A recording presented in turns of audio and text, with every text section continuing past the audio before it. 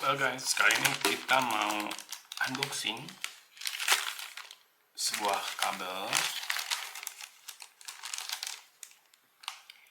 Kabel ini biasanya dipakai buat menghubungkan dari desktop atau dari notebook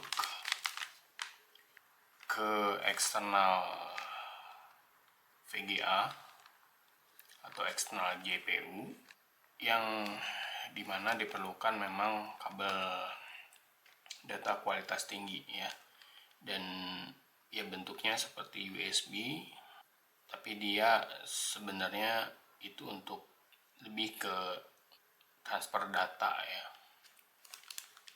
Dan kali ini saya beli yang panjangnya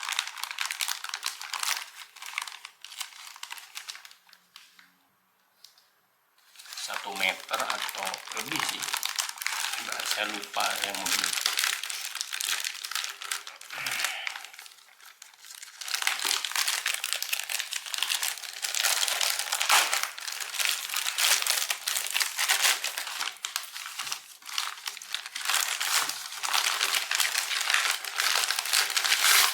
Nah, ini jeroannya dari China.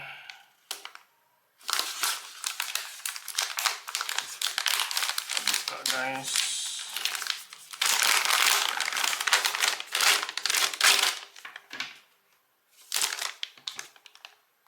Oh ya, ini panjangnya 1,8 meter ya, hampir 2 meter. Dan labeling di sininya tertulis bahwa ini adalah audio dan video kabel USB C2C fast charging cable. Dan sebenarnya ini jadinya kabel ini ya, Thunderbolt,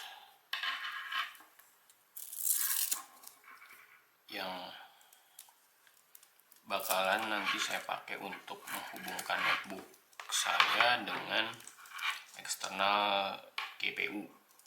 Nanti kita review di video berikutnya buat instalasi lengkapnya. Dan ini bagus sih ini. Ini buat kabel tainya bagus ya, yang dibuang. Panjangnya 1,8, di ujungnya ada pelindung, buang aja. Dan ya bentuknya ya sama kayak Type C ya, tapi di sini ada tulisan tuh 40 gigabit per second, 240 watt. Kalau kita bicara watt berarti terkait dayanya ya. Dan kalau bicara 40 gigabit per second itu kecepatan data yang bisa dilalui oleh. Dan ini kalau dibanding kabel USB biasa, ini cukup tebal ya dan cukup kaku. Mungkin dari kualitas bahan tembaganya juga bagus, punya konduktivitas yang tinggi. Karena kalau pakai kabel biasa dia bisa interference ya, noise sekitar bisa sangat mempengaruhi kinerja atau komunikasi data yang ada dalam. Dan sepertinya ini kalau kita buka ya, ini ada semacam shield, ada grounding yang mengelilingi kabel ini sehingga bisa menahan interferensi dari luar, baik dari perangkat lain. Dan juga dia shield ini juga berfungsi biar dia tidak menginterferensi perangkat elektronik lain di sekitarnya.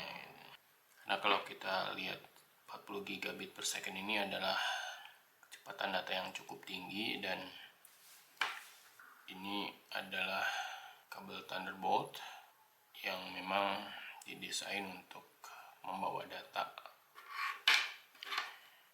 Nah, itu aja guys. Jadi yang diperhatikan bahwa sebenarnya semakin panjang kabel data data itu semakin riskan, dan tentunya kualitas dari kabelnya juga harus lebih baik. Sepanjang teorinya sih lewat 3 meter ini dia akan sulit ya mencapai kecepatan ini. Jadi yang terbaik sebenarnya sependek mungkin ya kabel Thunderbolt itu dari laptopnya atau dari desktopnya ke perangkat GPU-nya. Cuma dengan kualitas kabel yang baik ya kita bisa gunakan kabel yang panjang sehingga letak notebook dan GPU bisa sedikit lebih jauh ya. Oke guys, itu dia sedikit review tentang kabel ini. Nanti kita coba ngerakitnya. Kasih udah nonton ya. Sampai jumpa di video berikutnya. Ciao.